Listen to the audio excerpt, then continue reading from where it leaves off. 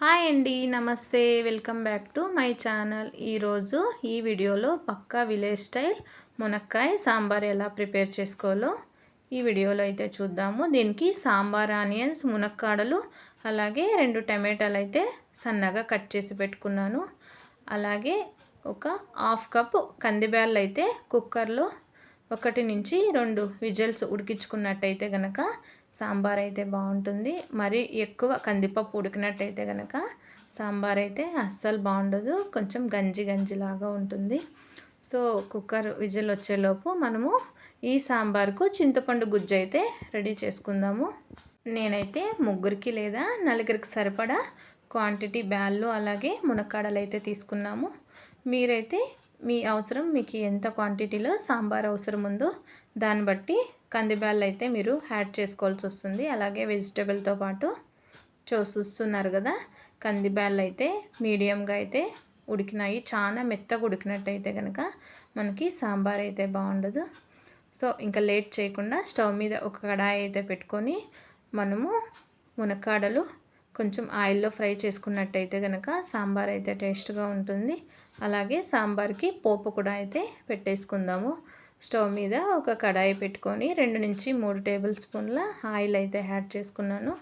So ఇప్పుడు sambar onions అయితే అందులో వేసుకొని సన్న మంట మీద సాంబార్ ఆనియన్స్ కొంచెం ఫ్రై చేసుకుంటే కొంచెం సాంబారు టేస్ట్ ఉంటుంది బాగా. అలాగే ఆనియన్స్ కొంచెం ఫ్రై అయ్యాక చిన్న సైజు 2 టమాటాలు అలాగే మునక్కాయలు అయితే అందులో వేసి బాగా కొంచెం మెత్తబడేదాకా ఫ్రై చేసుకోవాలి.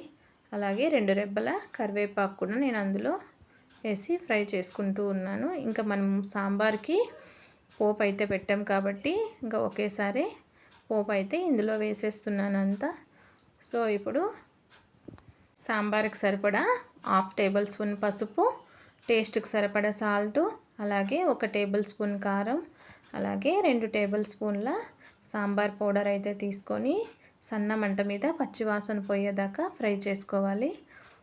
కొంచెం ఫ్రై అయ్యాక మనము ముందుగా రెడీ చేసి పెట్టుకున్న చింతపండు గుజ్జు ఇందులో వేసి ఒక 3 నుంచి 4 నిమిషాలు అయితే మునక్కాడలు అలాగే సాంబార్ అయితే ఉడకనియాలి. సో మనము సాంబార్ అయితే ఉడికేలోపు ఒక చిన్న ఒట్టి కొబ్బరి ముక్క అయితే తీసుకొని మిక్సీకి వేసుకొని నున్న పేస్ట్ లాగా చేసుకున్నట్టయితే కనుక సాంబారు టేస్ట్గా ఉంటుంది. సో ఇప్పుడు మునక్కాడలు అయితే కొంచెం మెత్తబడ్డాయి కదా, మనము మిక్సీకి వేసి పెట్టుకున్న ఒట్టి కొబ్బరి పౌడర్ అయితే అందులో వేసి సాంబార్లో వేసి సాంబార్లో బాగా మిక్స్ అయ్యేలాగా కలుపుకోవాలి. చివరిగా మనము ముందుగా ఉడికించి పెట్టుకున్న కందిబ్యాళ్ళు అయితే అందులో వేసి సాంబార్ అయితే సన్న మంట మీద బాగా 3 నుంచి 4 నిమిషాలు బాగా తెరలనియాలి. చూస్తున్నారు కదా, సాంబార్ అయితే ఎంతో కలర్ఫుల్గా టేస్టీగా అయితే రెడీ అయిపోయింది. ఈ వీడియో కనుక మీకు నచ్చినట్టయితే కనుక మీరు ట్రై చేయండి. మీ ఫీడ్బ్యాక్ని నాతో కామెంట్ చేయండి. ఇలాంటి మరిన్ని రెసిపీల కోసం ఈ ఛానల్ అయితే ఫాలో కండి. Please like, subscribe the more videos. Thank you.